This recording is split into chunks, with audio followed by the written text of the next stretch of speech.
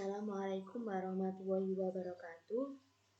Selamat pagi, selamat siang, dan selamat malam bagi semua yang melihat video ini. Di sini kami dari Paralel A, Angkatan 2019, kelompok D, sesi A1, yang beranggota Irma Halimat Sa'dia, saya sendiri, NPM 011, dan Devita Salsa Gunawan, NPM 13, dari UPN Veteran Jawa Timur, akan menjelaskan tentang presipitasi dan perhitungan presipitasi. Baik, saya akan menjelaskan tentang apa sih presipitasi itu. Presipitasi adalah suatu mekanisme terjadinya pengendapan suatu butiran partikel yang terbentuk dari suatu media cair. Butiran yang terbentuk ini dari cairan akan mengalami proses pengendapan dan akan terpisah. Apa sih prinsip pengendapan tersebut? Adapun prinsip pengendapan yang pertama yaitu proses pengendapan ini bergantung pada konsentrasi logam berat dan pH air. Konsentrasi logam berat yang ada dalam limbah cair biasanya sekitar dari 1 sampai 100 ppm dengan pH air kurang dari 7. Apa sih metode presipitasi? Adapun metode presipitasi yang pertama yaitu metode yang sering digunakan yaitu hidroksida, karbonat, dan sulfida. Adapun kelebihan dari metode presipitasi ini yang pertama mudah pengoperasiannya, kemudian konsentrasinya juga keluarannya juga rendah, biayanya relatif kecil, dan bahan presipitasinya itu mudah didapatkan. Adapun faktor yang mempengaruhi presipitasi yang pertama konsentrasi logam, yang kedua itu konsentrasi NaHCO3 dan berat bahannya, dan yang selanjutnya yaitu pH larutannya.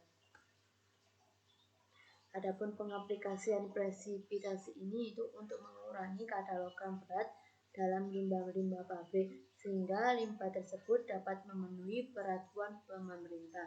Apabila tidak dilakukan treatment, maka limbah logam berat ini akan meresap ke tanah dan menimbulkan pencemaran. Selain itu, metode presipitasi juga digunakan dalam pengolahan kesadaran air.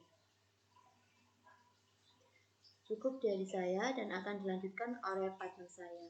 Di sini kita mendapat jenis bahan, jenis cangkang telur puyuh dengan tiga variabel konsentrasi dari soda kue NaHCO3.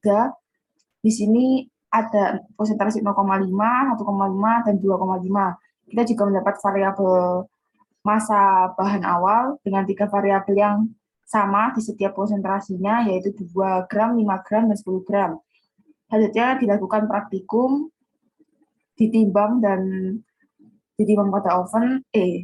pada neraca analitik yang habis keluar dari oven. Itu didapat data praktikum massa produk CaCO3 sekian tabel ini.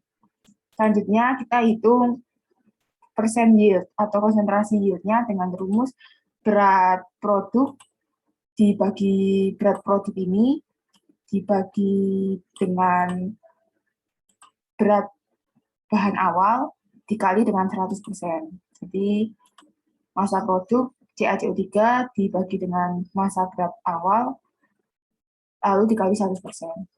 Selanjutnya setelah semua konsentrasi dilakukan demikian, selanjutnya kita mencari grafik hubungan antara berat bahan awal versus yield yang dihasilkan, yaitu pengaruh berat bahan awal terhadap yield dengan berbagai konsentrasi reaktan. Di sini dapat diperhatikan dari grafik yang didapat bahwa sesuai dengan hipotesa praktikum, di mana semakin besar konsentrasi, maka persen yieldnya juga semakin besar. Di sini terlihat 2,5 M berada pada sekitar 70-80 konsentrasi yieldnya. Sedangkan pada berat bahan awal juga berbanding lurus, di mana semakin besar berat bahannya, maka konsentrasi yield juga semakin besar.